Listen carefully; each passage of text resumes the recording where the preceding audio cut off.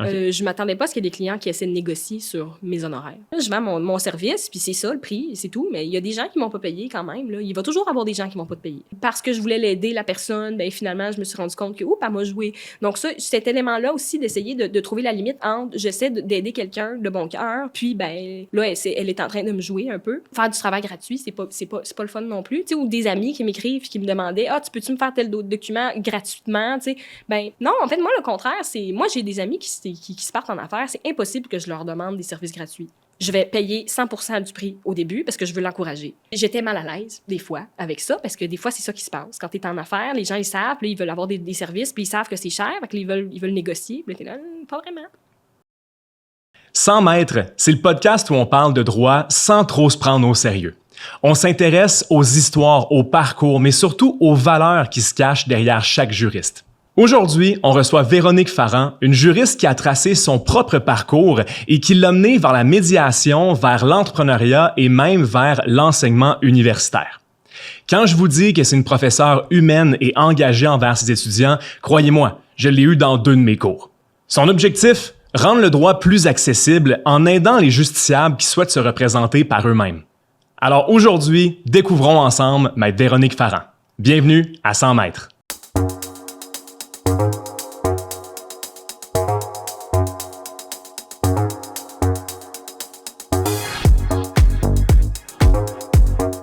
Donc, Véronique, merci beaucoup d'avoir accepté l'invitation de vous joindre à nous aujourd'hui. C'est vraiment apprécié. Ben, ça me fait vraiment plaisir. Merci à vous de m'avoir invité. Good. Et ça va bien? Avez-vous une belle journée jusqu'à maintenant? Ben oui, absolument. Oui, une belle journée, un beau jeudi où j'ai préparé mon cours de ce soir, encore et toujours, même s'il est déjà prêt. Ah ouais, cours dans lequel je vais être d'ailleurs. Là, on donc, passe beaucoup de temps ensemble. C'est ça, à chaque jeudi soir, hein, de 7 à 10. Meilleur horaire pour un cours, ça. Oui, j'habite loin aussi. Hein, donc, moi, je reviens chez nous, il est 11 heures. Wow. Donc, okay. Voilà. Et là, puisque je suis très excitée d'avoir enseigné, parce que vous savez, je suis très dynamique en classe, je m'endors pas tout de suite. Donc, voilà. Donc, une chance que le vendredi matin, j'ai pas souvent des cours le lendemain. Ah ouais, je vous le souhaite aussi pour les prochaines sessions. Écoutez, à écrire votre introduction, je me suis rendu compte, j'en connaissais pas beaucoup sur Véronique Farran. Donc, sur l'individu qui se cache derrière la professeure de droit là, que je vois chaque semaine. Pouvez-vous m'en dire un peu plus sur vous? Donc, comment vous remplissez vos fins de semaine? Ben j'ai beaucoup de différents intérêts dans ma vie. Donc, quand on ne me voit pas à l'université, je suis soit à l'écurie avec mes chevaux ou je suis dans un studio de yoga. Donc, je suis quelqu'un de très active, là. Je dis souvent en classe même l'hyperactivité qui m'habite. Donc, ça fait en sorte que des fois, ben justement, c'est très dynamique mes classes, mais des fois, je peux manquer un peu de direction parce que je suis un peu partout. Mais c'est correct, là. Ça vient avec le fait d'être passionné dans la vie. Super. Donc, vous enseignez aussi le yoga en plus du droit. Avez-vous toujours été attiré vers l'enseignement? Mais en fait, le yoga, ça s'est développé en moi, l'enseignement, en fait, grâce au yoga. Ça fait un bon 5 ans que j'enseigne cette discipline-là. Puis même si c'est pas du tout lié au droit directement, le fait de s'adresser à j'allais dire une crowd, parce qu'effectivement, il y a beaucoup de personnes, des fois, dans les classes, de 40 à 50 personnes, parfois, dépendamment des studios, dans laquelle on parle pendant 1 heure de temps sans interruption. On apprend assez rapidement là, comment jauger les personnes devant soi, même en absence de retour verbal. Donc, ça m'a aidé beaucoup à connaître le langage corporel aussi, puis essayer de m'adapter, point de vue, même en énergie, avec les gens qui sont devant moi. Là, donc... C'est super intéressant. Puis, en fait, j'ai une question comme ça qui me vient. Là. C'est quoi les compétences et les capacités, disons, que vous avez apprises lorsque vous enseignez le yoga, que vous appliquez peut-être dans votre vie aujourd'hui? Ou encore, c'est quoi les capacités que vous avez apprises en droit que vous utilisez dans votre vie personnelle? Ben, comme on dit, tout est dans tout.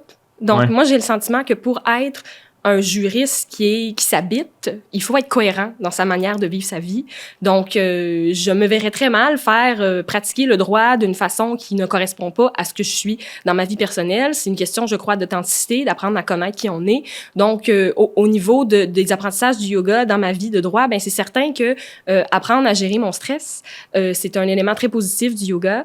Tu sais, des fois, les gens vont me voir, vont me dire « tu es tellement relax, Véronique. Elle est bonne, la blague. Le yoga m'aide à justement envoyer cette image-là peut-être d'une personne plus relaxe. J'ai un thème de voix normalement là, très rapide, très aigu lorsque je m'excite auprès de gens que j'aime bien et que je discute. Donc, c'est sûr que d'adapter mon langage aux personnes devant moi aussi, notamment quand j'enseigne ou quand je suis en discussion avec quelqu'un, ben ça, c'est quelque chose de très positif qui, selon moi, est ressorti de l'enseignement du yoga. Mais vraiment, le yoga, c'est un mode de vie, là. C'est une façon de s'habiter, d'apprendre à se connaître, d'être en lien avec son corps aussi. Puis quand on est en contact avec les autres, ben je crois que c'est important d'être constamment en mesure de revenir à soi pour bien jauger les réactions et vice-versa. Oui, tout à fait. Puis est-ce que dans le temps que vous aviez Plume Service Juridique, est-ce que vos clients, en rentrant à votre bureau, devaient faire une pause de yoga?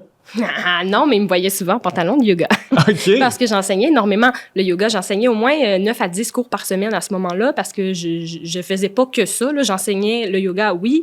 J'étais aussi coordonnatrice au barreau de l'Outaouais à raison d'à peu près 20 heures par semaine. Et j'avais mon entreprise. Plus tard, j'avais une employée aussi qui était une avocate avec moi. Donc, j'étais très occupée à ce moment-là. Puis ça faisait en sorte que des fois, ben, je manquais de temps dans ma façon de gérer mon horaire. Donc, le kit de yoga toujours sur le dos. C'est super, j'aime vraiment entendre ça. Ça rend la chose plus humaine, plus accessible. Fait que c'est certain que c'est le genre d'anecdote que j'aime beaucoup. Avant toute chose, j'aimerais peut-être faire un retour vers l'arrière puis aborder, en tant qu'étudiante, donc quel genre d'étudiante étiez-vous? Mais également, pourriez-vous me partager, c'est quoi le déclic, en fait, qui vous a convaincu que vous deviez à l'endroit? Ah, il y a 2 questions dans votre question, puis je vais y répondre aux 2 parce que c'est très différent, en fait, d'une à l'autre. Le type d'étudiante que j'étais vraiment mon affaire. Les professeurs, je crois qu'ils me remarquaient pas vraiment, même si je levais souvent ma main pour poser des questions. J'étais là pour faire ce que j'avais à faire. J'étais pas dans l'état d'esprit de je veux prendre chaque opportunité pour essayer de saisir cette opportunité-là pour maximiser l'enseignement que je recevais. Je faisais juste le minimum, finalement, mais mon minimum à moi était quand même pas le minimum, peut-être pour d'autres personnes. Mais avec du recul, j'ai réalisé que j'étais ce type d'étudiante-là qui avait juste tendance à essayer de rentrer dans la norme, je dirais, de correction du professeur. Donc, qu'est-ce que le professeur veut? Je vais apprendre en fonction de ça. Donc, je vais juste relire les notes plutôt que d'essayer de lire la doctrine ou la jurisprudence. En passant, j'en ai pas lu beaucoup de ça. C'est dommage parce que pas dommage, en fait, je me suis rendue jusqu'ici quand même, mais en toute honnêteté, je suis tombée endormie dessus. Vraiment, j'étais pas capable de me concentrer, donc j'attendais que le professeur me le résume, mais ça dénote d'une certaine paresse que j'avais à ce moment-là, peut-être aussi, qui m'a pas vraiment servi au début de ma pratique, parce que ça me prenait 2 fois plus de temps que mes collègues à comprendre la jurisprudence et tout, donc j'essaie de dire à mes étudiants de pas faire ça. Je sais bien qu'il y en a qui m'écoutent pas, mais quand même, je me suis dit, apprenez de mes erreurs. Puis, au niveau du déclic, en fait, ma réponse est un peu plate. Il y a pas eu de déclic. J'étais vraiment une étudiante modèle au secondaire, puis j'avais vraiment pas le goût de faire des sciences nature. Donc, je suis allée naturellement en sciences humaines au cégep. Puis, bon, quelle est la science humaine habituellement que les personnes qui sont bons à l'école, qui ont pas trop d'intérêt de développer encore, s'inscrivent? J'ai juste décidé d'aller en droit parce que pour moi, ça semblait être la chose à faire. Puis, une idée aussi que je me suis fait dire souvent quand j'étais plus jeune, c'est que j'aimais ça m'obstiner. Puis là, c'est une idée préconçue que maintenant, j'espère, on va être en mesure de détruire.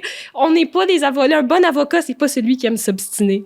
Hein? Mais cela dit, ça s'est peut-être créé dans mon esprit à force de me le faire dire depuis que j'étais jeune. Je suis quelqu'un qui a la facilité de parole. Donc, voilà. Fait que ça semblait être un choix tout normal pour moi.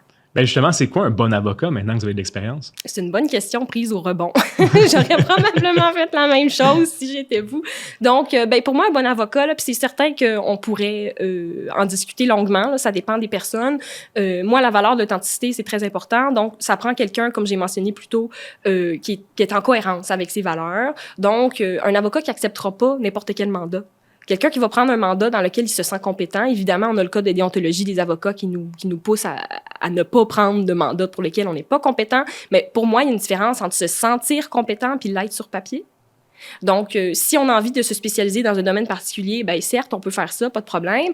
Puis des fois, la tendance peut être, ou plutôt, j'allais dire la tendance, mais ce n'est pas le bon mot. Ce que je cherche comme mot, c'est la tentation de recevoir, en fait, d'accepter des mandats de toutes sortes, surtout quand on est en début de pratique, puis qu'on a tendance à avoir envie de prendre un peu tout ce qui se présente à nous pour avoir le plus d'expérience possible. Mais c'est un couteau à double tranchant, ça, je crois, parce que faut pas que le client paye non plus pour le fait qu'on est en train d'apprendre. Donc, il y a un juste milieu à trouver à travers tout ça. C'est super intéressant.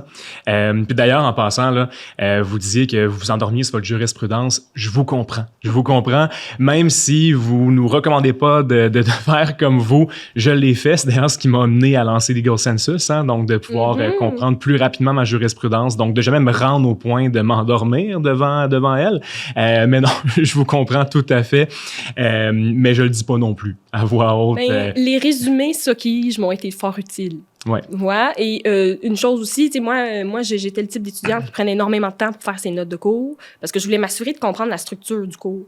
Pour moi, c'était pas juste, bon, mais j'essayais d'apprendre par cœur les notions, j'essayais de faire les liens entre elles tout de suite. Puis je réalise après coup que finalement, j'ai investi un petit peu trop de temps là-dedans plutôt que d'essayer de développer mes réflexes juridiques.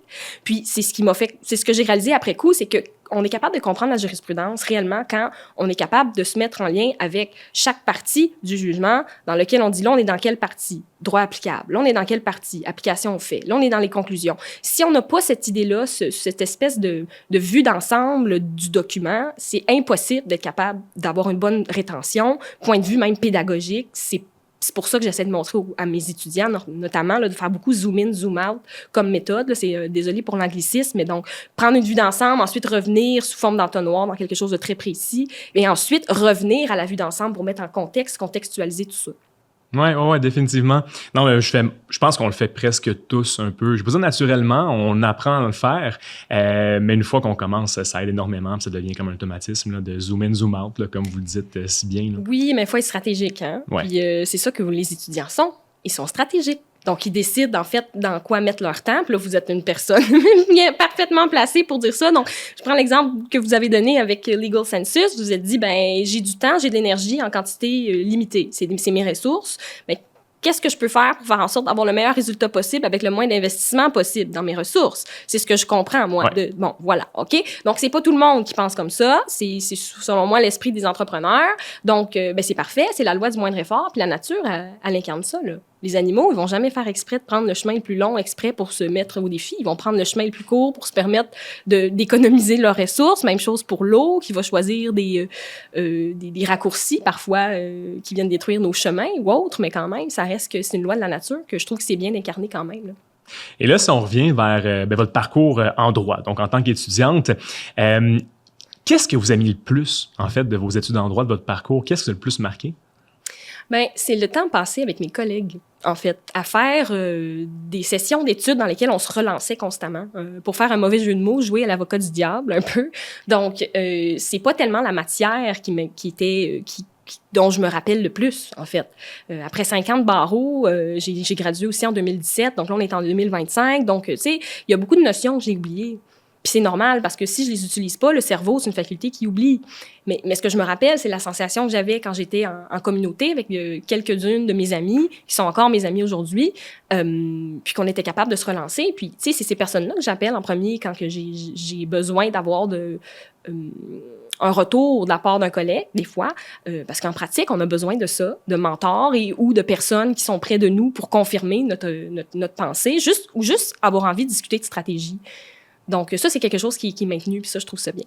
Ben oui, non, définitivement. Puis je pense que ça va être la même chose, moi aussi, quand je vais graduer. Là, c'est vraiment les connexions, les relations qu'on développe là, qui sont magnifiques.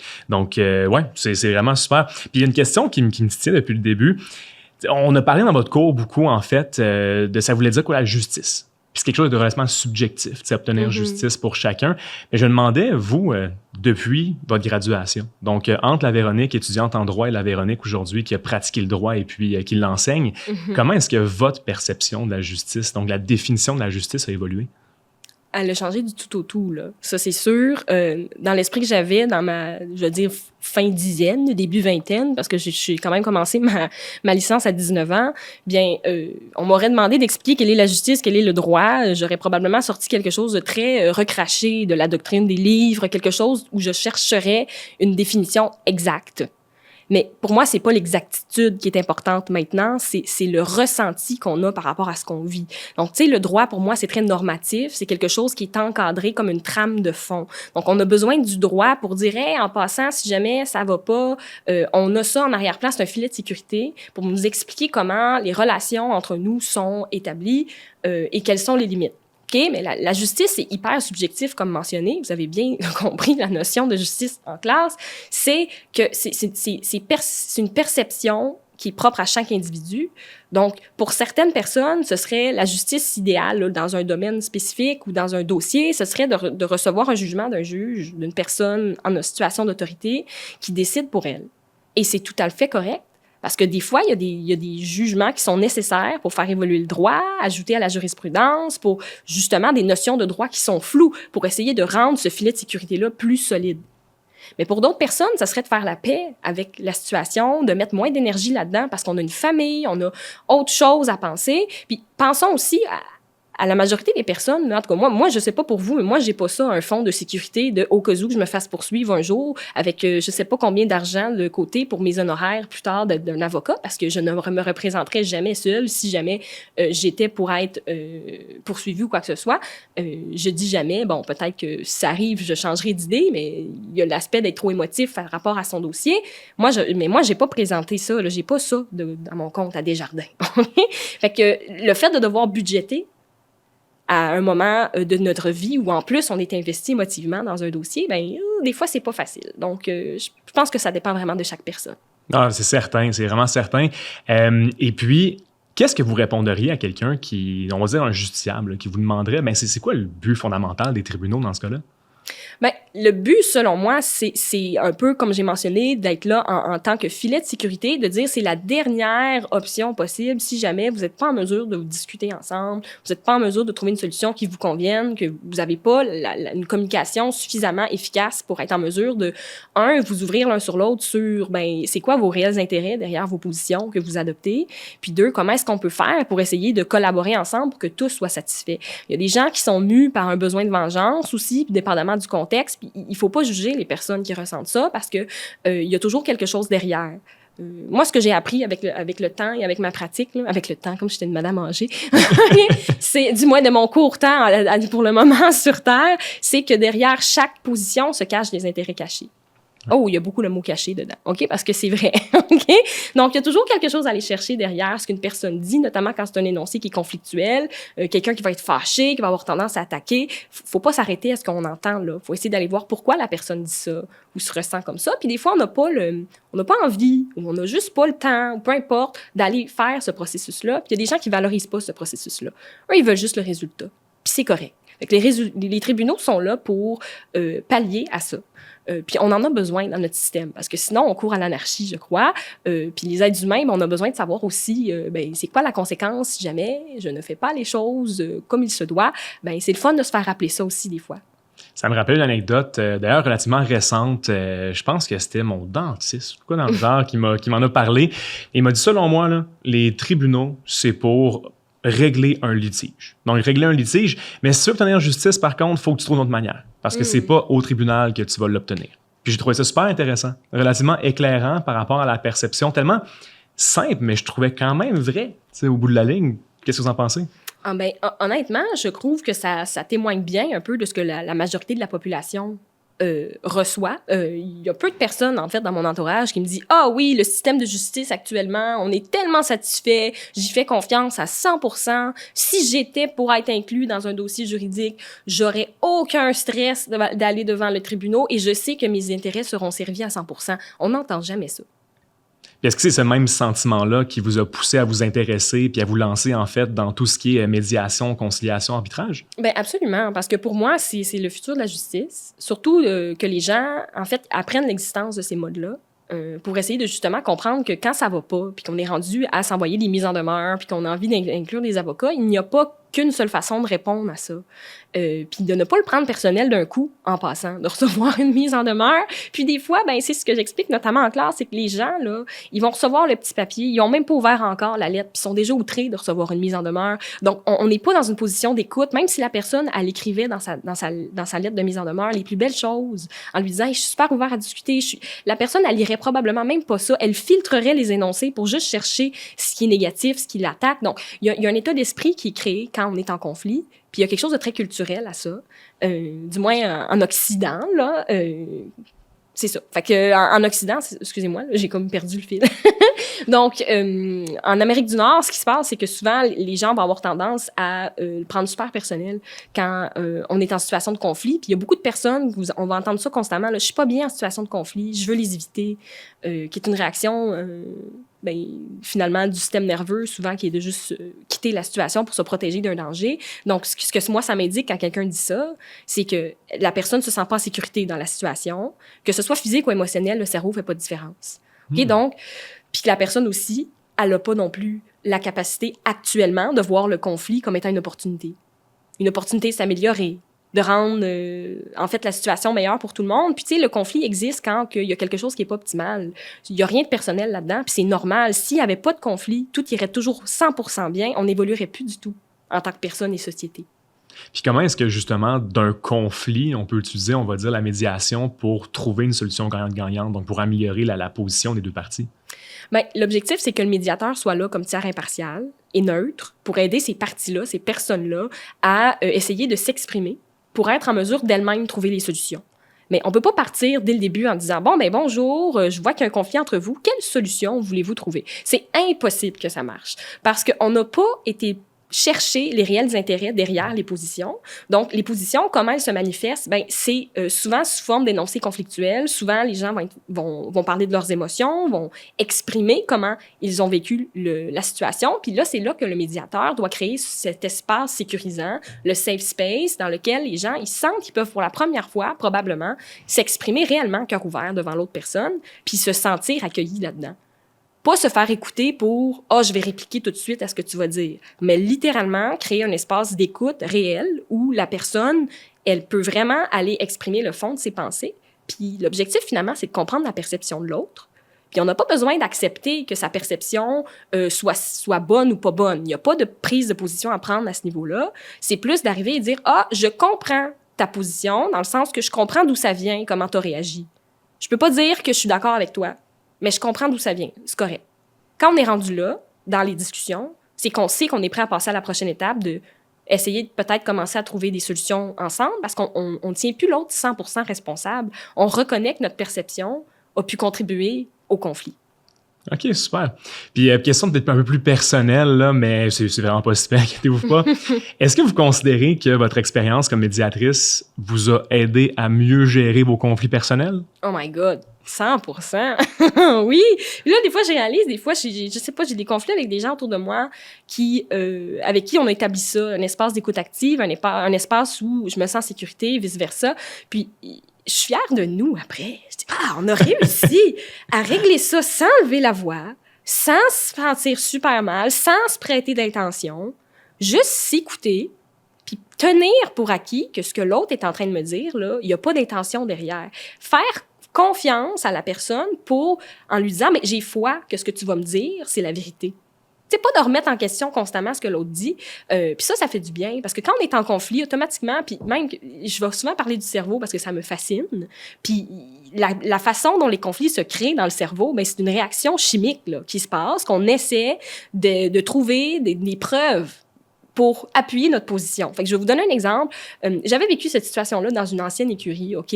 Parce que j'ai fait beaucoup de places de pension avec mon premier cheval. Puis je me suis promenée d'une place à l'autre. Puis ça finissait toujours un peu en conflit parce que j'avais peut-être pas été en mesure d'exprimer réellement mes besoins. Puis la personne, ben, elle m'avait pas non plus exprimé quelle est la limite de ce qu'elle est capable de faire pour le bien-être de mon cheval. Puis des fois, ben, à la fin, on n'avait plus les mêmes visions des choses. Puis il fallait que je quitte. Puis c'est arrivé à un certain moment qu'il y a une personne qui s'est dit « Véronique est irrespectueuse ».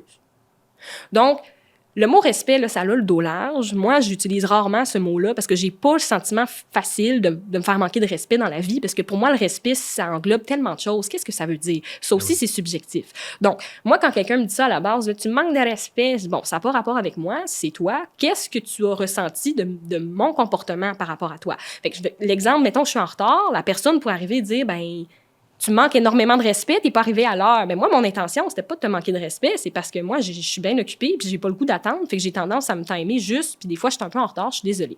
OK, mais je peux m'améliorer, mais ça reste que si on me prête des intentions en disant qu'en arrière-plan, je fais ça pour faire suer la personne et lui manquer de respect, c'est sûr qu'elle va être fâchée contre moi. Mais à cette écurie-là, tout ce que je faisais, c'était tout le temps mis sur « elle manque de respect ». Elle a oublié de balayer, elle manque de respect. Elle a pas pris telle chose, elle manque de respect. Puis là, à la fin, je dis « ben là, je peux pas gagner là-dedans, là, parce que elle est en train de se créer un dossier dans sa tête contre moi pour qu'à la fin, on soit pas capable de s'entendre. Puis on fait ça naturellement dans tous les conflits. Fait qu'il faut se rendre compte de ça, réaliser, oups, je suis en train d'essayer de faire ça. Elle me l'a pas dit, ça, verbalement. J'ai essayé d'analyser son intention par rapport à son comportement, ses expressions, ce qu'elle a fait ou pas fait. Mais réellement, je pourrais juste lui poser la question, comment elle se sent, qu'est-ce qu'elle a fait, c'était quoi son intention, et je l'aurais tout de suite la réponse. OK, c'est super intéressant. Puis il n'y a personne qui vous a jamais répondu « Ah, tu fais ta psy », tu sais, comme t'essaies de... Non? Oui, mais honnêtement, c'est une bonne question, parce que oui, des fois, la ligne est mince sans avoir le sentiment d'être en médiation, juste essayer de régler un conflit, puis faire une thérapie. Tu sais, il y a une différence en dire comment tu te sens, parce que si moi, mettons qu'on est en conflit, vous et moi, Charles-Antoine, puis que... J'espère pas, je te m'en J'espère que non. OK, mais on est en conflit fictivement, puis je vous pose la question pendant que je vous vois fâché. Je dis, comment est-ce que vous vous sentez? Ben, je suis pas en train de faire la psy, je suis en train de m'intéresser à vous. Ouais. Puis ça, ben, quand on sait que l'autre personne s'intéresse à nous, ben, on fait, hey, elle veut m'écouter, c'est le fun. Puis ça peut désengager le conflit. Par contre, si je demandais, je sens que vous êtes fâché, est-ce que dans votre enfance, votre père, tu sais, là, ça serait aller trop loin. Tu sais, je pense qu'il y a un juste milieu aussi, dépendamment de tout ça. OK. Puis en plus, pour envoyer un bill à la fin. C'est ça. C'est une opportunité qu'on est en train de créer en conflit personnel, là, mais c'est ça. Ouais, là, ça en créerait un deuxième, je pense, conflit. Là. Mais là, à l'échelle, on va dire, du Québec ou encore du Canada, trouvez-vous qu'on en fait assez pour promouvoir les modes plus alternatifs de règlement des différends? Pensez-vous que les gens les comprennent bien? Non. Puis là, je ris dans ma tête parce que je me dis, je vais prendre position fortement ici. Là. OK. Non. Pas du tout. En fait, la première chose que les gens vont répondre quand je leur dis « je suis médiatrice », ils me disent « Ah, t'es médiatrice familiale? Hey, je connais quelqu'un qui est en divorce, veux-tu que je te le réfère? » Je dis « Non, je suis pas médiatrice familiale. » Ils me regardent, mais c'est quoi tu fais d'abord? Fait que c'est comme si, dans l'esprit de monsieur, madame, tout le monde, être médiateur, ça égale faire des divorces. Mais tout le reste n'existe pas. Moi, je suis médiatrice familiale, non, pas familiale, ben oui, tout le contraire. Oui, voilà, dans une vie peut-être plus tard, mais médiatrice civile, commerciale et relations de travail. Donc, tout ce qui est conflit civil, tout ce qui est entre monsieur, madame, tout le monde, qui ne concerne pas un divorce, vos enfants, etc. Tu sais, mais un conflit que des fois, on aurait tendance à laisser continuer, ou on va aller devant les tribunaux, mais souvent, les gens, ils n'ont pas de juste milieu. Fait que soit ils vivent une grande insatisfaction à jamais régler le conflit, style un conflit entre voisins, on va se voir tous les jours, on est constamment fâché contre notre voisin parce qu'on... Bon. Puis, après ça, on va devant les tribunaux et ça dégénère. Donc, il y a quelque chose entre les deux. Il y a un spectre de différentes possibilités. Ce que la population connaît, c'est, en fait, selon moi, puis on me corrigera si je me trompe, mais j'ai le sentiment que j'ai raison là-dessus, c'est parce que le gouvernement, en fait, avait fait une série de publicités à la télévision pour essayer de justement expliquer que la médiation familiale, la médiation petite créance, ce sont des programmes gratuits. Donc, ça implique aussi, ça crée chez les gens une expectative que ce soit un service gratuit. Donc, les gens ne veulent pas payer pour ça, alors que c'est hyper efficace. Mais on veut payer pour des avocats, par contre, parce que ça, c'est correct. C'est un service qui se paye. Mais un médiateur, attends une minute, là, c'est un décideur. Non, c'est pas un décideur. C'est quelqu'un qui t'aide à régler. Mais on dirait qu'on sait pas trop sur quel pied danser. Des fois, les gens pensent que le médiateur, c'est un arbitre. Ce n'est pas le cas. Le médiateur est vraiment là pour aider. Puis après ça, on pense qu'il est thérapeute. Mais non, c'est pas un thérapeute. Notamment pas un thérapeute de couple. Dans le contexte de médiation familiale, il y a des questions différentes à les régler. Donc, je crois qu'il faudrait peut-être avoir plus d'ouverture, peut-être à informer la population d'une façon qui soit capable de les atteindre. Vulgariser un peu plus ça souvent aussi. Ouais, c'est clairement pas une disposition préliminaire ou un article dans le CPC qui va changer les choses. Là. C'est ça. Mais selon vous, ça passe par où? Est-ce que c'est une question, comme vous l'avez dit, des campagnes at large auprès de la population pour les sensibiliser? Est-ce que c'est de responsabiliser les avocats ou les juristes à explorer ces modes-là davantage avec leurs clients, même si c'est techniquement déjà une obligation? Ça passe par où? Bien, écoutez, je pense que ça dépend aussi du niveau d'engagement de la population juridique. La communauté juridique envers la population. Dans le sens que on peut pas s'attendre à ce que les juristes fassent du pro bono constamment pour publiciser quelconque méthode. Donc, il doit avoir un retour sur investissement aussi en temps, quelque part. Donc, tu sais, moi, mon objectif, c'était de justement, en partant Plume Service juridique, c'était totalement dépersonnalisé, dans l'objectif d'en faire une espèce de ressource globale là, pour que les gens qui ont envie de retenir les services de quelqu'un pour rédiger à leur place sachent que c'est disponible puis que ce soit éloquent. OK? Donc, évidemment, la vie m'a amené ailleurs, mais ça reste que ce projet-là, si quelqu'un le montait, j'encouragerais cette personne-là. Je publicise, tu sais, j'essaierais de lui donner des références, etc., parce que je sais un peu comment ça marche en interne. Donc, tu sais, je crois que c'est des projets un peu d'encourager la relève, d'essayer de faire des projets différents pour faire en sorte que, justement, la population soit un peu plus au courant de ce qui se fait. Donc, sortir de ce qui est traditionnel, de dire, je suis un cabinet d'avocats. Oui, OK, on sait à peu près c'est quoi que ça fait un cabinet d'avocats. Il y en a plein qui font ça. Oui, mais c'est au-delà de la spécialisation du domaine. C'est la spécialisation de comment on fait les choses. Donc, peut-être essayer de je sais pas, commencer à publiciser ça un petit peu plus. Notamment, je vais donner l'exemple du droit collaboratif, qui est une façon de pratiquer le droit en totale collaboration, évidemment, mais c'est des mandats à portée limitée dans lesquels les avocats qui représentent des parties ne le font que pour le cadre des négociations. Par la suite, si jamais ils n'atteignent pas de règlement, ou du moins un règlement partiel, ils vont référer le dossier ensuite à un avocat plaideur. Il y a un réseau qui s'appelle Droit collaboratif Québec, dans lequel on voit des avocats qui s'affichent ouvertement en tant qu'avocats collaborateurs. Ça, on le voit beaucoup en matière familiale, mais peu en matière civile. Donc, tu sais, je crois qu'il y a une question d'évolution des mentalités, mais il faut que les juristes décident d'embarquer aussi à quelque part, puis sortir des sentiers battus en essayant de justement créer des façons d'être accessibles pour la population en leur disant, j'existe. Vous avez mentionné tout à l'heure là, que selon vous, la médiation, la conciliation, l'arbitrage et tous les modes de PRD, en quelque sorte, représentaient l'avenir du droit ou encore de la justice, là, du moins au Québec. Pouvez-vous élaborer là-dessus? Donc, comment vous pensez est-ce que le portrait juridique pourrait ou va changer, en fait? C'est sûr qu'avec les conjonctures économiques actuelles, on ne peut pas s'attendre à ce que tout le monde soit, comme j'ai mentionné précédemment, ait nécessairement les moyens de recourir aux tribunaux. Je vais donner des exemples. Là, je prends l'exemple de Mike Ward, par exemple. OK? Mike Ward, je suis allée le voir en spectacle récemment, en fait, il y a quelques mois. Puis, évidemment, il parle de la situation qui s'est passée avec le cas du petit Jérémy. Donc, il a expliqué pendant son spectacle qu'il a fait ça pas nécessairement pour lui. Il est allé porter le tout à la Cour suprême parce qu'il savait que c'était une cause d'envergure qui viendrait changer le droit puis protéger ses collègues aussi humoristes pour la suite. Donc, il y a eu la présence d'esprit et aussi l'envie et aussi les ressources financières pour pouvoir faire ça. Mais s'il n'y avait pas eu les ressources, qu'est-ce qui se serait passé? Il s'aurait arrêté là et c'est tout. Donc, il y a plein de cas comme ça qui pourraient faire jurisprudence, mais qui font en sorte qu'à cause des limitations financières des gens, ça arrête là. Mais ça ne veut pas dire que ce n'est pas des beaux cas. Donc, tu sais, il y a ça aussi qui embarque. Peut-être que plus tard, je ne sais pas, dépendamment, tu sais, si le Canada, ça continue à aller pas bien économiquement, peut-être que ça va juste être les personnes fortunés qui vont être capables réellement d'aller devant les tribunaux. Puis ceux qui sont dans la classe moyenne ne pourront pas se permettre ce luxe-là. Donc, la question d'accessibilité à la justice reprend tout son sens à ce moment-là. Ah oui, définitivement. On dirait, moi, de plus en plus que je suis en droit, de moins en moins, quasiment, j'ai le goût de poursuivre ou de me faire poursuivre. Ouais, parce que je vois, c'est tellement taxant, pas juste au niveau financier, au niveau du temps également, du stress, au niveau psychologique, que je me dis, ouais, c'est tout un défi quand même, là. Même si c'est une cause quasiment gagnée d'avance, même si ça n'existe pas, là, c'est tellement taxant que c'est vrai que c'est un peu... c'est lourd, c'est simplement lourd. Mais là, rapidement, là, êtes-vous une fan ou non de Mike Ward? Oui, je le trouve cool, moi. Okay? Indépendamment de ce qu'on a vu dans Le Petit Jérémy, ça reste que je trouve que, moi, personnellement, puis là, évidemment, je me suis dit, regarde, on est dans un podcast entre vous et moi. OK, juste vous et moi, il n'y a pas personne qui nous écoute. OK? Donc, moi, je considère que Mike Ward, c'est bien qu'il ait été jusque-là. Ben oui, non, oui, pour l'avancement. Il fallait qu'on en discute, oui. Puis ouais. Moi, j'ai continué à aller le voir après parce que justement, il a utilisé ça comme une opportunité de pouvoir justement en parler. Puis moi, je trouve ça bien d'être capable de s'exprimer sur la place publique.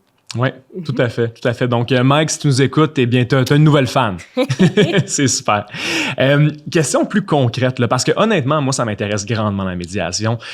Beaucoup plus que tout ce qui est... j'adore communiquer également, plaider.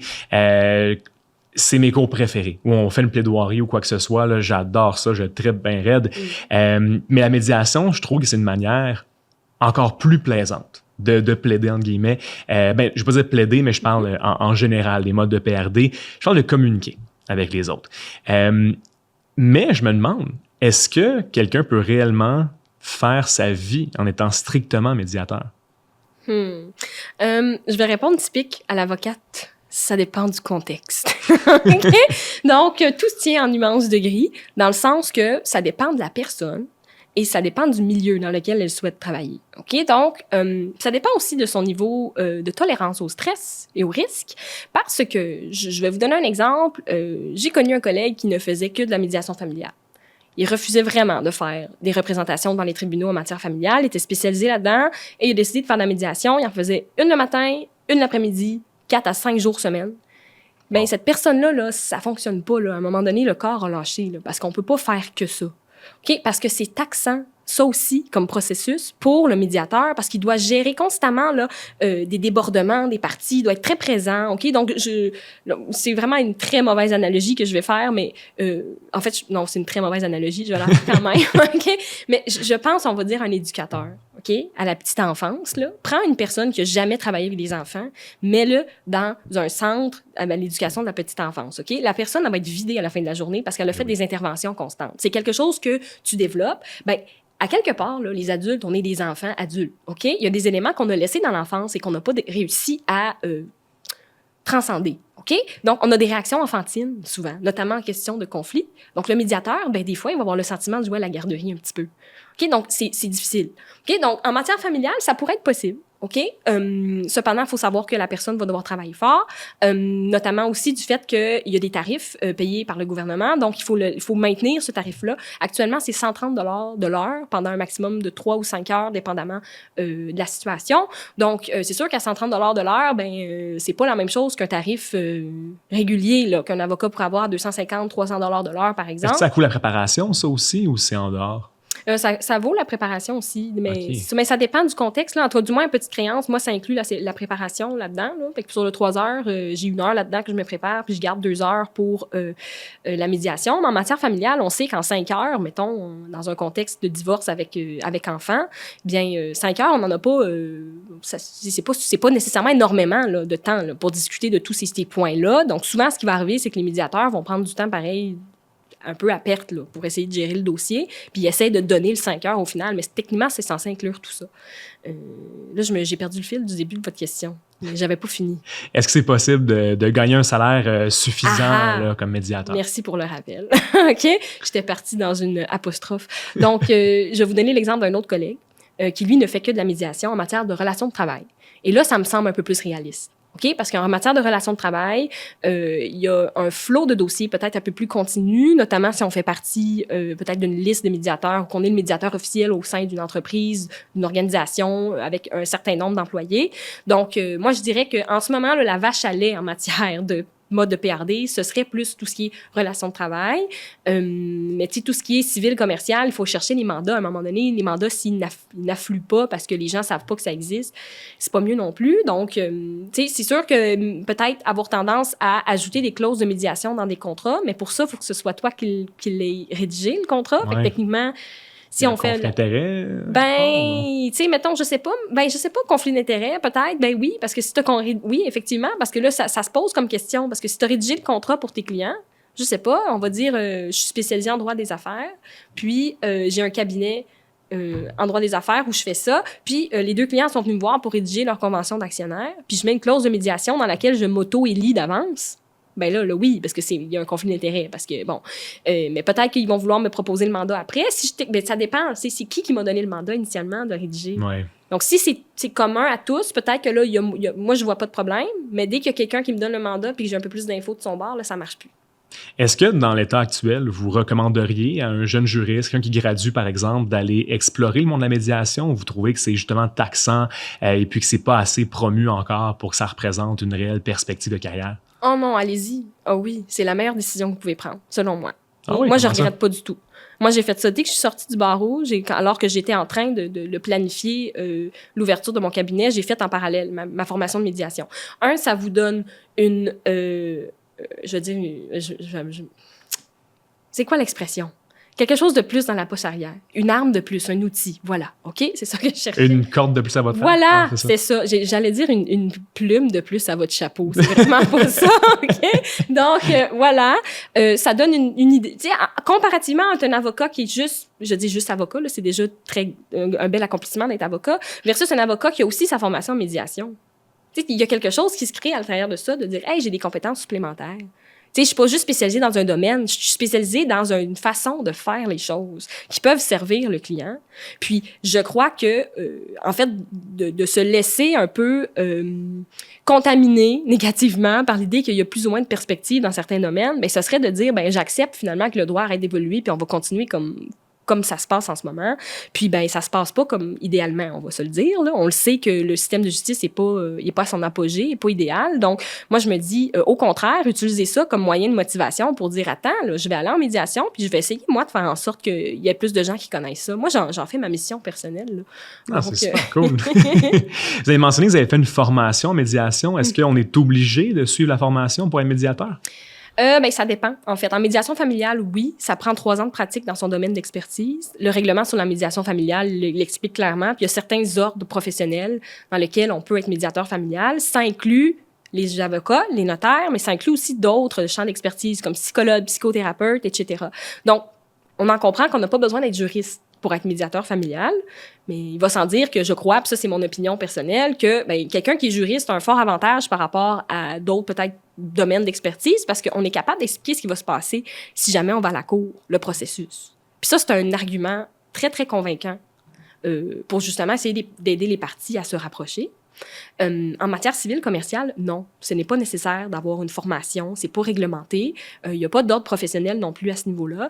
Donc, des fois, on voit des médiateurs qui se proclament d'eux-mêmes médiateurs, mais ils n'ont pas nécessairement de formation. On va voir ça des fois en relation de travail. C'est sûr que ça donne de la crédibilité d'avoir une formation. Évidemment aussi d'apprendre des techniques officielles. Moi, je l'ai pris ma formation à l'Université de Sherbrooke avec d'excellents professeurs. Donc, je sais que j'avais quand même un bon bagage là-dessus. Et on peut s'inscrire aussi à l'Institut de médiation et d'arbitrage du Québec pour être vu par messieurs, mesdames, tout le monde comme étant un médiateur qui est accrédité. OK. Puis est-ce que les employeurs dans la médiation, est-ce que vous diriez que c'est majoritairement le domaine, on va dire la sphère privée qui embauche à l'interne ou encore on devient travailleur autonome ou est-ce qu'il y a littéralement pas des cabinets, là, mais des entreprises qui se spécialisent là-dedans? Bien, il y a carrément des cabinets. Il y en a un en particulier que je pense à Montréal. Je ne sais pas s'il y en a d'autres aussi, mais ça, c'est un gros cabinet là, facilement trouvable sur Internet par ailleurs. Je ne veux pas leur faire de la publicité. Mais voilà, c'est parce qu'il y a un des formateurs qui était à l'Université de Sherbrooke qui est une des personnes qui travaille là-bas. Puis, eux sont spécialisés en matière de relations de travail. Puis, c'est vraiment que des avocats et des gens en conseillers en ressources humaines qui ne font que ça. Fait qu'il y a aucune plaidoirie qui se fait traditionnelle. Là. C'est vraiment beaucoup de formation, beaucoup de médiation, beaucoup de rapports d'enquête en matière de harcèlement psychologique. Donc, eux, c'est leur spécialité. J'imagine qu'ils doivent en avoir d'autres aussi parce qu'ils ne doivent pas nécessairement avoir le monopole. Mais non, en matière de relations de travail, c'est quelque chose qu'on voit beaucoup. Moi, j'ai vu des employeurs qui au public, surtout au parapublic, qui emploient des avocats comme médiateurs. C'est ça le travail. C'est okay. le nom de la cote, mais j'ai pas vu ça souvent au privé, à moins que ce soit une grosse entreprise là, qui savent. Mais souvent, ce qui va se passer, c'est qu'ils vont aller prendre carrément un médiateur de l'externe à son compte. Mais là, je me pose la question. Est-ce qu'il y a quelque chose qui vous est déjà arrivé en médiation, même si c'est confidentiel, là, mais que vous pourriez nous partager? Une petite anecdote, là, de quoi de crunchy?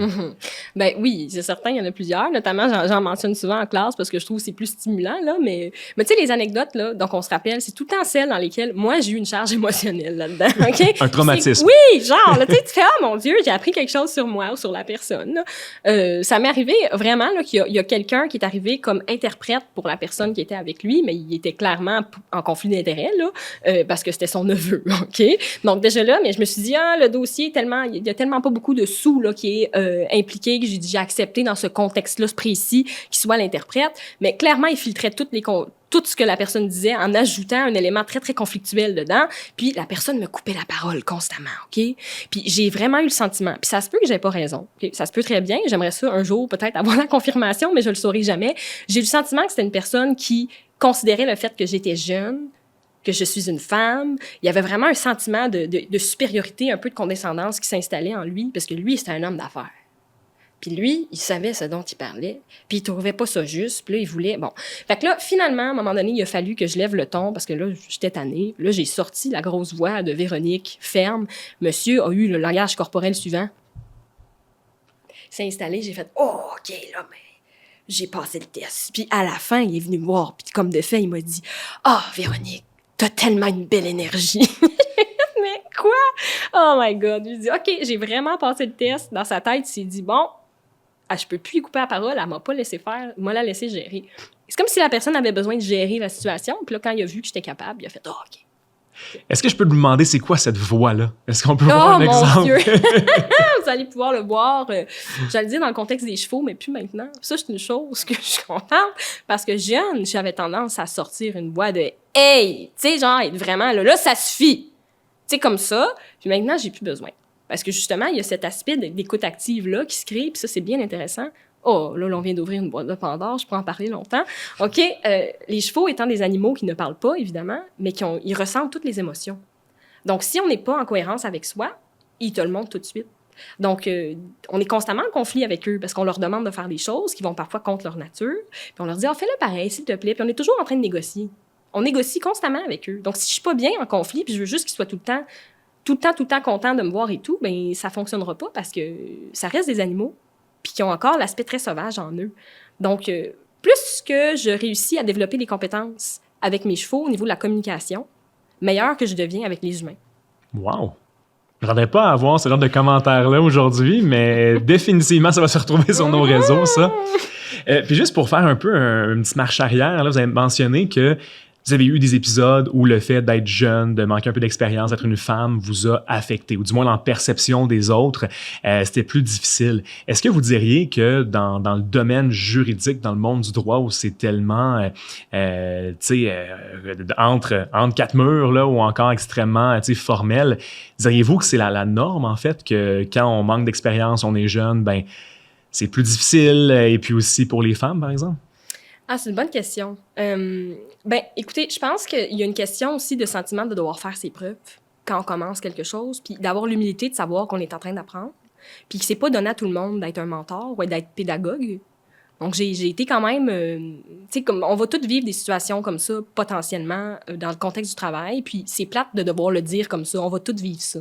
Fait que soyez prêts. Tu sais, c'est plate. Je pense pas qu'on devrait, mais on est encore à cette étape-là, malheureusement, où on va vivre avec des patrons ou des collègues qui communiquent très mal, qui ont tendance à être agressifs, qui ont tendance à donner des ordres d'une manière vraiment irrespectueuse, qui ont tendance à utiliser la détresse psychologique un peu pour motiver leurs troupes. Fait que ça, c'est des types de gestion qui peuvent ou ne pas être appropriés. Fait que moi, la partie liberté, c'est très important pour moi. Donc, le fait que je sois à l'université avec une grande liberté professorale, avec des collègues de travail qui ont un grand respect de notre travail mutuel en reconnaissant nos forces, ben moi, ça me convient. Plus qu'être en cabinet.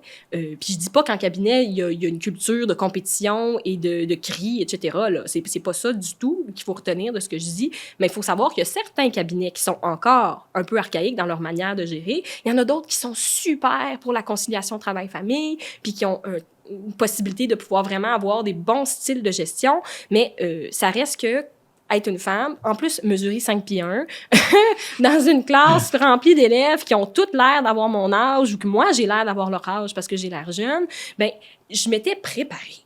Et j'étais là, OK, là, il n'y a pas personne qui va me dire que j'ai pas ma place ici. Okay? Puis finalement, il n'y a pas personne qui a dit ça.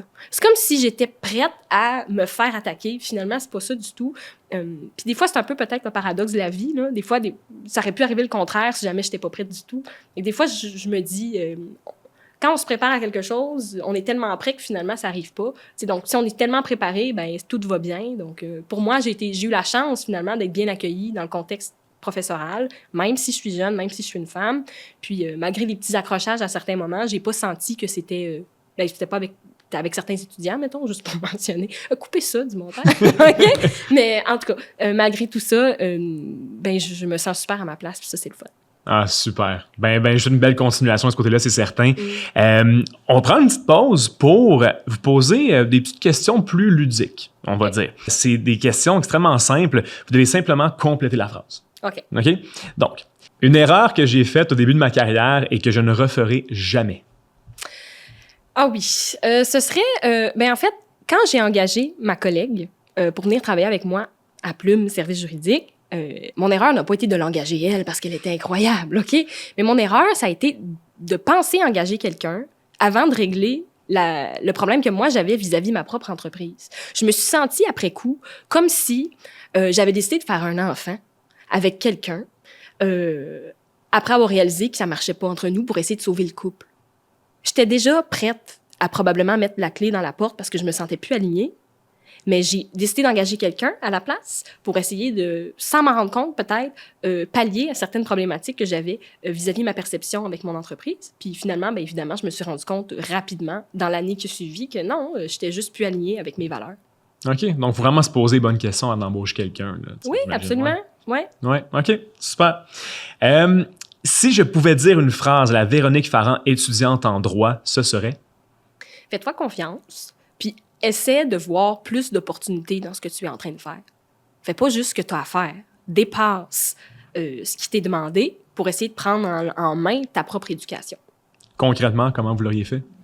J'aurais eu tendance à m'investir plus, à aller voir Pierre Thibault dans son bureau, notre vice-doyen, et d'aller lui demander quels enseignements cliniques seraient adaptés à ce que moi je veux vivre.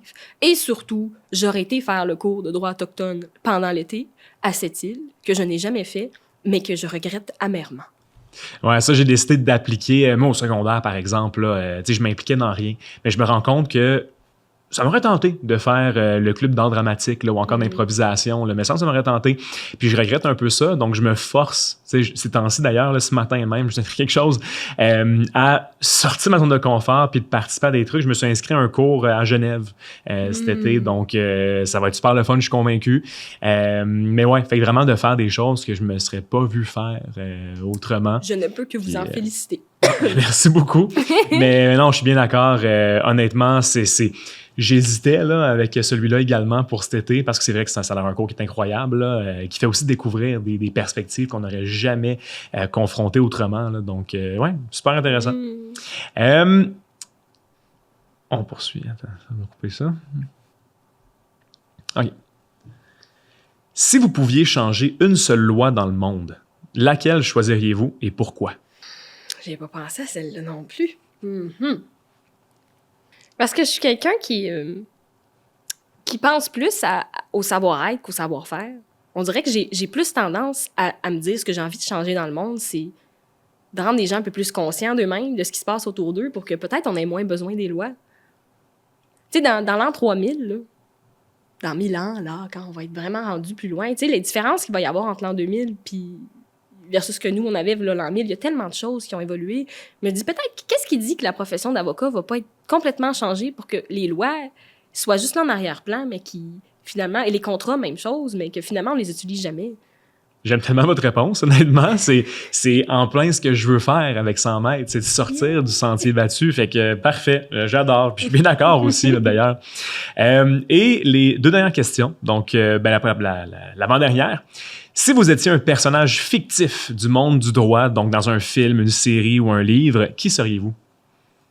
Ah, c'est tellement drôle parce que j'écoute jamais des séries du droit. On dirait automatiquement, dès que je vois quelque chose de juridique, j'ai envie de pas l'écouter. OK? Parce que je suis en mode, je fais tellement ça tout le temps que j'ai envie de passer mon temps à faire des choses ou à lire sur des choses qui me passionnent profondément, style le yoga, les chevaux, les oiseaux, les types de plantes, etc. Donc, je suis la typique professeure qui est hyper passionnée par la pédagogie, mais pas tant sur le droit. Donc, tout ce qui est personnages fictifs, on dirait que je les ai même pas écoutés, je les ai même pas lus. Ma mère me dit « Écoute ça, Indéfendable ». Puis là, il aime ça parce que Indéfendable, ça a été monté, c'est une série québécoise qui a été montée pour représenter juridiquement ce qui se passe au Québec. Et là, je me sens comme si je suis une citoyenne juridique mésadaptée parce que je les écoute pas. Ben, disons qu'on sortait du monde juridique. Oui! Si je pouvais me mettre à la place d'une personne, l'incarner, ben, l'attitude de Reese Witherspoon, je ne l'ai pas bien dit. C'est quoi son nom? Witherspoon? Reese? Je pense que oui. Bon, voilà, OK. Bon, le personnage de Reese Witherspoon dans le film Legally Blonde, je pense. Oui, ouais. Ça, OK. Son attitude de juste, je vais faire ce que j'ai à faire, puis j'ai un peu l'espèce de petite naïveté de je débute quelque chose, puis j'y vais all-in. Ouais. Ça. Mais c'est vrai, il y a une énergie contagieuse, un peu comme elle. Bon, ouais, je sais que je dis un peu n'importe quoi en ce moment, ou je suis peut-être même pas au courant, mais au moins, je me crois et j'essaie fort, tu sais. Tant qu'à se tromper, trompons-nous pour vrai. Si je jouais de la trompette, là, Je voudrais qu'on m'entende me tromper, parce que la trompette, c'est faite pour qu'on t'entende jusqu'au fond de la pièce. Si je fais juste siffler en arrière-plan, je la joue pas bien, ma trompette, pareil. C'est vraiment intéressant à comparer avec le droit, ça. Dans le sens que le droit, c'est silencieux. On le voit rarement, mais il est partout. Oui, et quand on plaide quelque chose, là, puis qu'on crée du nouveau droit, là, l'avocat qui va le plaider, il va être convaincu et convaincant de son argument. Là. Mais sachant que l'avocat aurait pu, dans un monde parallèle, recevoir le mandat de la partie adverse et être tout aussi convaincu, convaincant, c'est une question de stratégie. C'est une question d'entrer dans mon travail. C'est de le plaider, c'est d'expliquer pour le client quelque chose. Donc, il faut entrer à quelque part dans le personnage sans nécessairement jouer un rôle où on fait des effets de toge. OK, j'aime ça. Et dernière petite question ludique. Donc, si vous pouviez revivre un seul moment marquant de votre carrière, soit sur les bancs d'école ou encore en pratique, lequel choisiriez-vous? Mon assermentation. Oui? Oui, c'était vraiment une belle journée. J'étais entourée des gens que j'aime. Je sais que c'est pas la chance de tous les juristes là, de vivre ça comme ça, mais moi, ça a été un beau moment. J'avais ma famille proche de moi, mon conjoint, puis le bureau avait fait vraiment une belle petite fête pour moi, puis ça m'avait vraiment beaucoup touchée. Donc, je vais toujours m'en rappeler. Ah, c'est cute. Avez-vous demandé à vos parents de vous appeler maître après ou non? Non. J'ai jamais été très, très friande du mot maître, là, de cet effet de hiérarchie, mais évidemment, ils faisaient des blagues en disant ça, puis là, j'étais là, arrêtez! Voilà. Ah, c'est le fun. Puis nous aussi, on n'aime pas trop le terme maître, hein? Sans maître. Mm-hmm. Bon, il y a un sujet que j'ai volontairement évité depuis le début du podcast parce que je voulais qu'on puisse faire un bon segment là-dessus parce que moi, du moins, c'est ce qui m'intéresse le plus dans votre parcours. C'est votre parcours, en fait, en affaires. Donc, comme entrepreneur avec Plume Services Juridiques, je lisais justement sur votre LinkedIn, votre page de présentation sur l'histoire de la faculté et tout ça, que vous aviez lancé Plume Services Juridiques presque le lendemain de votre assermentation du barreau. Est-ce que c'est vrai, ça? Oui, effectivement. Ouais. Dans les mois qui ont suivi, j'ai monté tout de suite Plume Service Juridique. J'ai été assermentée en août, puis en décembre, j'avais déjà des mandats. Puis c'était comment de se lancer par soi-même avec, puis c'est vraiment pas pour être insultant, mais avec si peu d'expérience puis pas encore de liste de contacts, j'imagine, là? Oui, effectivement. Ben, en fait, ça s'est fait un peu tout seul. J'avais loué des locaux chez ma chiropraticienne, qui avait vraiment un grand roulement, en fait. Puis c'est elle qui m'avait parlé de ça rapidement à la blague, mais semi-blague, pendant qu'elle m'ajustait. Parce que j'étais en train de lui expliquer que j'étais plus trop certaine de ce que je vais faire. Puis elle m'avait dit, ben, il y a un local en arrière, si jamais ça te tente. Là, je dis, ah! Es-tu sérieuse? Elle est comme, haha, oui. Là, je dis, ah, OK. Donc, on a pris l'opportunité, puis c'est ça qui est arrivé. J'ai eu des gens dans mon parcours, oui, quelqu'un, un de mes amis qui me disait, hey, en passant, je peux te faire ton site web si tu veux. Tu sais, comme juste des gens qui étaient là, qui croyaient en moi, puis qui m'ont juste encouragée.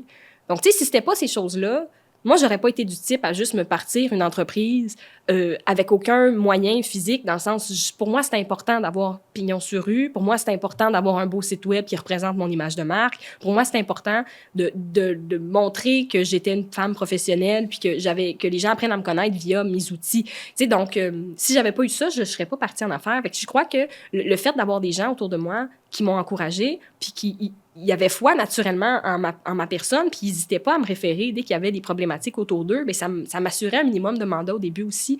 Donc, c'est de faire confiance aussi au processus quand c'est le temps. Là. Tu le sens, c'est comme une pulsion, tu sais.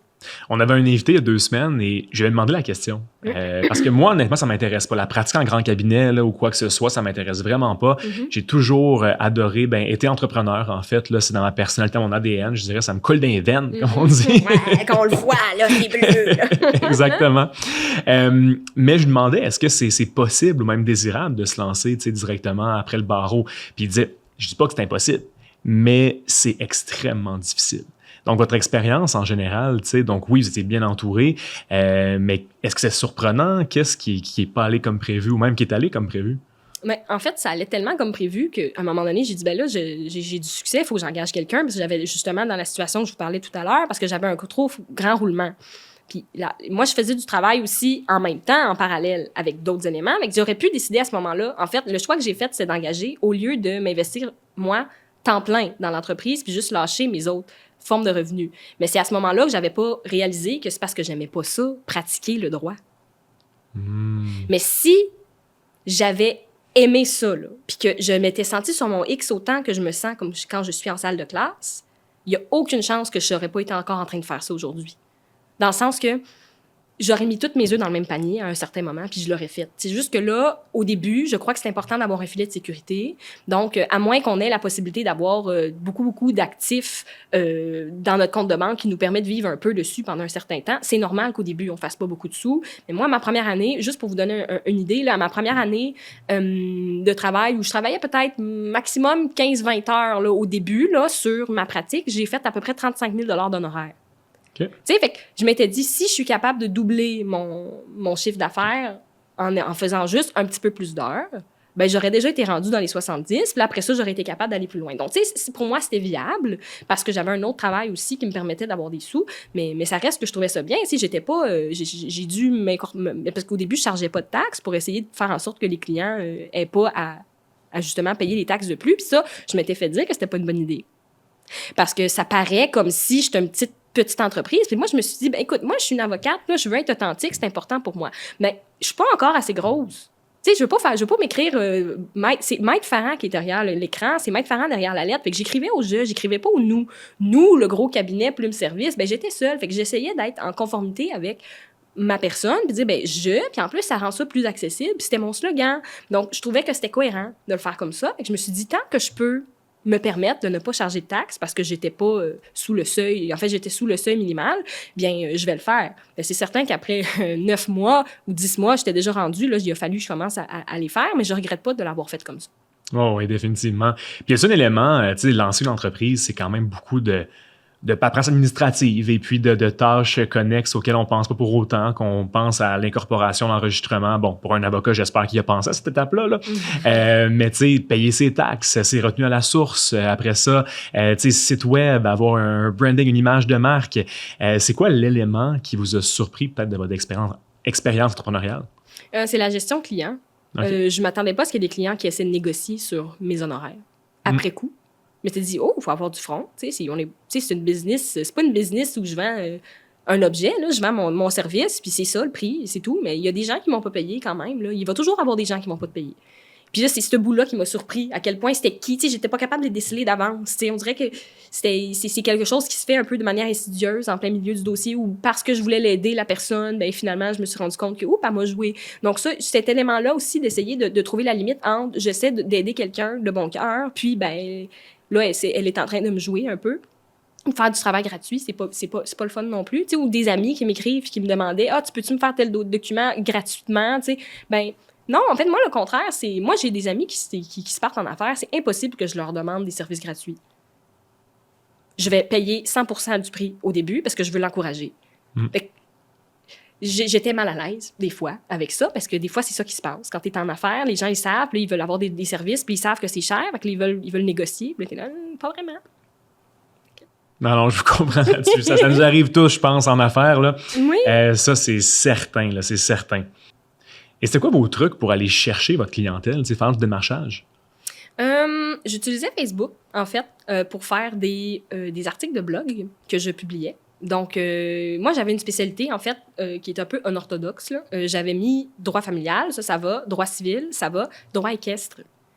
Donc, c'était une branche, j'ai mis au disant, c'était comme, ça existe! Ben oui, j'ai décidé que ça existait. OK, il y a du droit du sport, pourquoi y aurait-il pas du droit équestre? OK, donc, moi, je sais comment ça fonctionne au niveau des pensions. C'est des contrats spécifiques de location, mais tu sais, avec beaucoup d'éléments spécifiques qu'il faut que tu connaisses. Des demi-pensions quand tu loues un cheval qui n'est pas le tien. Puis là, ça change. C'est pas un contrat nommé, là. C'est quelque chose de très, très subjectif. Ça dépend de la situation. Puis les gens, ils font ça constamment dans le monde des chevaux.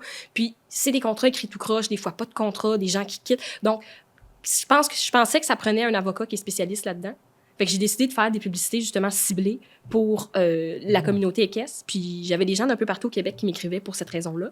Donc ça, j'aimais ça. Puis notamment, j'ai été invitée par Cheval Québec, qui est l'organisme qui chapeaute un peu toutes les relations compétitives avec les chevaux au Québec, pour faire de la formation, puis travailler sur des dossiers où j'ai agi comme décideur, finalement, dans un comité de discipline.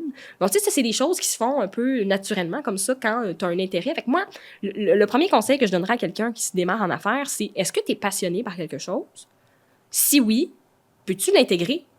peux-tu trouver une façon créative d'intégrer ça à ce que tu fais? Tu sais, moi, les chevaux, ça fait partie de mes grandes passions. Donc, j'ai été capable de le mélanger avec le droit. Donc, j'étais contente quand j'avais des dossiers de droit équestre. Mais ça faisait peut-être 15-20 % maximum de mon chiffre d'affaires. Mais c'était quand même 15 % de quelque chose de très, très spécifique à moi. Puis, je m'étais dit peut-être qu'avec le temps, je pourrais devenir la référence là-dedans. Qui sait? Mais il y en a combien au Québec d'avocats équestres, on va dire? Oh, il y en a pas beaucoup qui vont dire qu'ils sont spécialistes là-dedans, parce que tu peux aller voir un avocat civiliste régulier, puis lui expliquer la situation, puis il va faire de son mieux avec ça, puis ça marche. Mais pour moi, il y a une étape de plus quand tu connais le milieu. Tu sais, je vais donner un exemple. Un cheval que tu as acheté à un bon prix, puis que le cheval ne boitait pas, puis que tu te rends compte, après 8-9 semaines, que le cheval, il boite pas encore, ou il s'est mis à boiter alors qu'il y avait les pieds super longs, alors que si t'as pas de connaissances sur la maréchalerie, puis le fait qu'il faut que tu fasses trimer ton cheval aux 4 à 6 semaines, mais tu comprends qu'après 8 semaines, il a probablement été dopé au début parce qu'il était censé boiter, il était beaucoup trop court. Donc, tu sais, il y a une situation de... c'était pas clair, mon affaire, je vais le répéter, OK? Parce que je le trouve bon, mon exemple, OK? Donc, OK. Donc, qu'est-ce que je disais? Oui, OK. Il y a des avocats spécialisés dans des domaines spécifiques, comme le droit équestre. Pour moi, c'est quelque chose de pertinent, notamment quant au fardeau de preuve dans certains dossiers. Donc, je vais donner l'exemple de quelqu'un qui aurait acheté un cheval à fort prix et quand il a acheté le cheval ne boitait pas du tout, OK? Mais qu'on se rend compte, après plusieurs semaines, on va dire 8, 9, 10 semaines, que le cheval, il était excessivement... oh là, ça marche pas, c'est pas grave. Pas d'exemple. On oublie. OK? Okay, on coupera ça. Youpi! Bon. Voilà. Il y a une expression qu'on entend souvent, je dirais de moins en moins quand même, là, mais c'est quand même fréquent, c'est le client est roi, on va dire. Et puis, moi, je me demande comment ça se traduit en tant que propriétaire de cabinet juridique. Donc, vous avez parlé de devoir négocier avec des clients, hein, qu'en plein milieu d'un dossier, il faut mettre son pied à terre ou quoi que ce soit. Avez-vous déjà refusé des clients ou encore, tu sais, littéralement, lâcher un client là, en plein milieu de mandat? Oui, ça m'est arrivé de refuser des clients. Là. Ça, c'est certain. Là. Ceux avec qui, après une première rencontre, on voit que je suis pas la bonne personne pour l'aider. Quand je lui explique quels sont mes services, que la personne semble faire preuve d'aucune autonomie, je rappelle que moi, mon plan d'affaires, c'était de ne pas représenter les clients. Là. À part en négociation, je fonctionnais à mandat à portée limitée. Donc, ce que je faisais, c'est que j'aidais les gens à préparer leur plan de plaidoirie. Je leur montrais comment le faire, mais c'est eux qui allaient le faire eux-mêmes après. De même que de rédiger pour eux. OK? Mais si la personne faisait preuve d'aucune autonomie, qu'elle s'attendait au même service qu'un avocat, je veux dire, régulier, OK? Puis, qui comprenait pas bien, puis que j'avais beau lui expliquer, mais ça fonctionne pas, c'est certain. Ça m'est arrivé aussi que j'ai lâché quelqu'un en plein milieu parce que la personne, en fait, j'avais envoyé, excusez-moi, là, une note d'honoraire juste pour lui expliquer où est-ce que j'étais rendue, comme selon notre entente. Puis la personne, elle s'est mise à dire, c'est bien trop cher, peu importe. Puis la personne a juste décidé de vouloir négocier avec moi. Mais je vais vous donner la moitié. Non, vous pouvez pas me donner la moitié dans le sens qu'elle avait... C'était même pas une question d'acompte, là. Son objectif, c'était juste de payer la moitié moins cher. Je dis, là, ça fonctionne pas, là. Tu sais. Mais quand j'ai décidé de me retirer, la personne, elle a dit, écoute, si vous finissez la job, là, je vais vous payer au complet.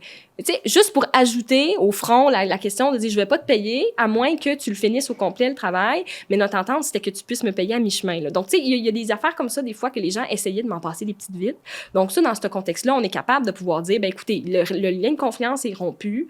La personne m'a dit textuellement, même par écrit, qu'elle ne veut pas me payer. Donc ça, c'est des motifs suffisants pour se retirer des mandats. Mais le problème, c'est que quand tu acceptes un mandat, puis que le motif n'est pas suffisant, justement, là, techniquement, tu n'es pas censé te retirer juste de même. Là. Tu es censé rester dans le dossier, à moins qu'il y ait clairement quelque chose qui fait en sorte que, tu sais que ça fonctionne plus du tout. Tu peux pas juste te retirer parce que tu n'aimes plus la personne, donc ou parce que la personne, elle est douteuse un peu. Tu sais, donc, il y a ça aussi à prendre en considération quand on prend un mandat. Bon, oui, définitivement. Ça me rappelle, la situation est un peu inverse, mais dans le cadre d'un cours, on devait aller à la cour du Québec, là, en Outaouais, puis plus observer un petit peu là, les procédures. Puis je pense à la deuxième personne que je vois arriver. Bon, super, monsieur, allez vous mettre dans la barre, tout ça. Puis en plein milieu, la juge parle, puis il coupe la juge. Excusez-moi, je veux le renvoyer. Puis il pointe son avocat sur le côté. Ouh! Il dit, je veux le renvoyer. Puis là, il dit, monsieur, vous comprenez que on est à choisir vos dates d'audience. Puis il dit, ouais, mais ça a pris quoi, 6 mois? Il fait pas sa job. Ça fait 6 mois que j'ai pas de nouvelles, qu'on n'a pas de date. Fait que là, je veux le scraper. Puis elle dit, mais ça va prendre encore plusieurs mois.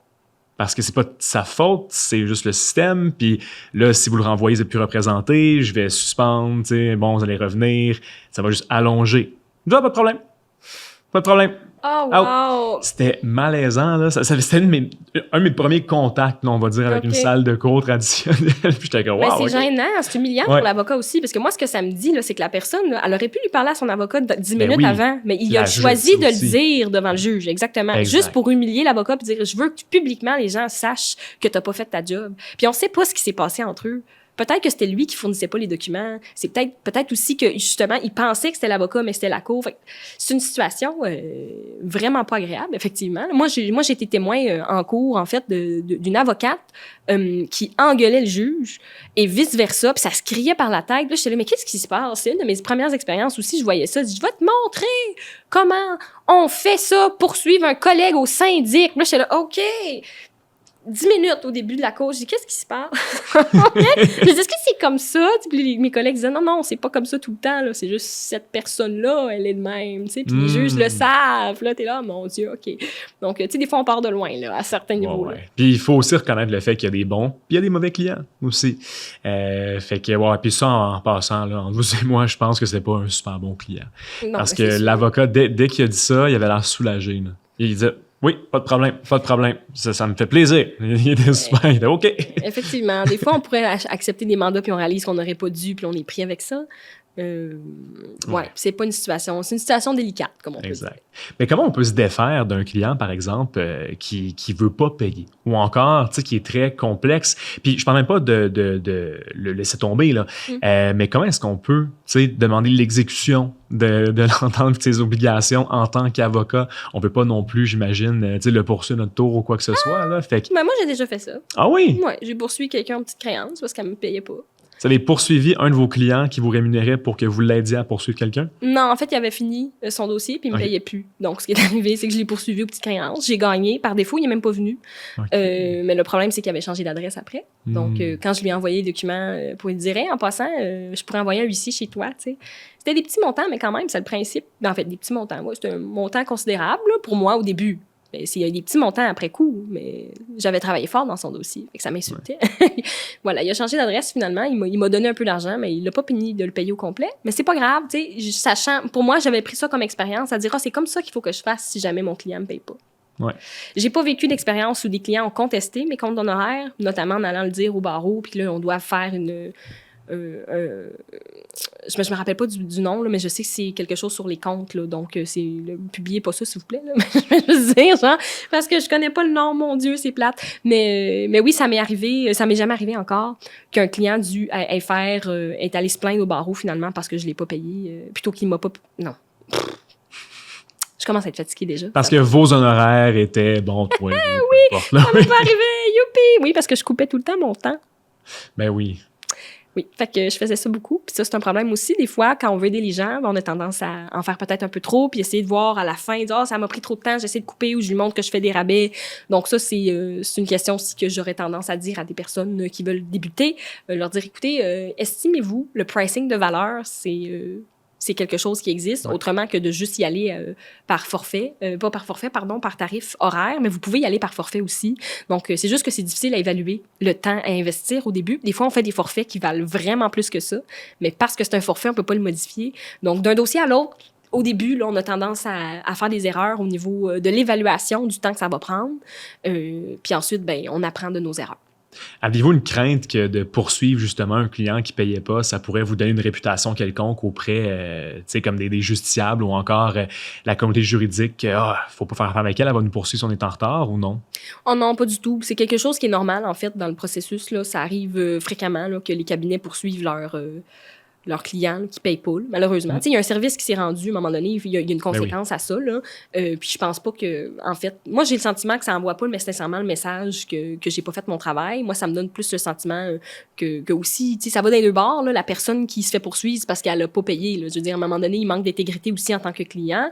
Donc, moi, je me dis, la personne qui ne serait pas satisfaite de mes services et qui ne veut pas payer passerait par le barreau pour essayer de me poursuivre, pour me dire, je veux pas payer. Il ferait juste il attendrait pas que je le poursuive. Ouais. Quand on est rendu là, c'est parce qu'elle me doit l'argent, puis c'est quelque chose qui va se faire très facilement, en fait, devant la cour. Là. Puis est-ce qu'il y avait plusieurs clients avec qui c'était plus difficile les paiements ou en général c'était bien? En général, c'était bien, oui. Ceux avec qui je rencontrais en fait en personne, c'était plus facile parce que je donnais des services aussi en ligne. Ça, c'est plus difficile des fois quand la personne elle habitait loin. Là. J'avais quelqu'un qui était en Gaspésie à un moment donné, puis c'est lui justement là, qui avait essayé de négocier sur mes paiements, puis il m'a juste jamais payé. Mais tu sais, j'ai des personnes qui venaient du Saguenay, puis ils me payaient super vite. Là, fait que ça dépend des personnes. OK, super. On est déjà rendu pas mal à la fin du podcast. Moi, la question qui me reste, en fait, c'est est-ce que vous recommanderiez à un étudiant, justement, qui sort du barreau, de se lancer tout de suite son propre cabinet ou d'attendre? Bien, j'ai le sentiment, en fait, que j'attendrais de voir qui est la personne devant moi, dépendamment de comment elle voit les choses. Pourquoi tu veux te partir en affaires? Qu'est-ce que tu veux aller chercher en faisant le cabinet? Okay? Après avoir répondu à cette question-là, si la personne, elle est vraiment assumée dans sa façon d'être, je dis vas-y, OK? Parce que si on le sait déjà que c'est ça qu'on veut faire, puis qu'on se dit je veux me faire les dents dans un autre cabinet juste pour apprendre, ça fonctionne aussi de faire ça. Mais si vous le savez déjà que c'est ça que vous voulez faire, bien pourquoi pas? Allez-y. Puis, mais faites pas le minimum. Essayez de vous entourer de mentors. Entourez-vous de gens. Essayez à la limite d'aller en observation pour les choses que vous savez que vous êtes moins peut-être familier. Allez en observation auprès de collègues. Les collègues, ils peuvent pas savoir que vous avez besoin d'aide si vous leur demandez pas. Donc, je trouve qu'il y a peut-être quelque chose qui s'est créé, peut-être socialement, de dire que demander de l'aide, c'est quelque chose de vu négativement ou peut-être qui témoigne d'une certaine faiblesse. Pas du tout. Demander de l'aide, là, on va en avoir besoin toute notre vie. Loin de moi l'idée de dire que je maîtrise tout ce que je fais dans ma vie. Là. J'ose espérer que je vais être une meilleure professeure dans 10 ans que maintenant. Là. Puis c'est normal parce que l'expérience embarque. Donc moi, je m'assure d'être entourée de personnes qui m'aident dans mon processus. Ça a été le cas quand j'étais avec Plume. C'est encore le cas aujourd'hui, même si j'ai sécurisé un poste à l'université. Je crois qu'il faut essayer d'aller chercher notre plein potentiel dans quelque chose. Puis si on le sait qu'on a la fibre entrepreneuriale, comme vous, par exemple, puis que pour vous, ça vous intéresse pas, vous avez de travailler nécessairement pour quelqu'un d'autre, moi, je vous dis, allez-y. Le pire qui va se passer, c'est quoi? Ce sont des très beaux mots pour conclure ce podcast. Donc, comment est-ce qu'on peut vous suivre ou encore suivre l'évolution justement de vos travaux, vos implications? Y a-t-il des réseaux sociaux ou quoi que ce soit? Oui, bien, en fait, j'ai mon LinkedIn qui est très peu actif, donc je pourrais peut-être mettre un peu plus d'efforts à ce niveau-là. Mais sinon, il y a aussi la page à l'université, tout simplement. Moi, je compte dans les prochaines années, là, puis ça, c'est quelque chose que je veux, c'est important pour moi, de continuer dans l'aspect conférence, d'être invité plus souvent à des endroits, justement. Tu sais, des podcasts comme ça, c'est le fun, de prendre contact avec la communauté étudiante, mais aussi, tu sais, avec la communauté aussi juridique globale en Outaouais et tout. Dès qu'il y a des formations à se donner, moi, je suis tout le temps la première volontaire à essayer de discuter, prendre contact avec les gens autour de moi. Bon, ben on va y aller ensemble. Moi aussi, j'aime ça être impliqué. Puis j'espère que vous allez publier le podcast sur votre LinkedIn. Ah, c'est sûr. Super. Donc, un grand merci à toutes et à tous d'avoir été des nôtres aujourd'hui, d'avoir écouté cet épisode de 100 mètres. Et on se revoit dans le prochain épisode.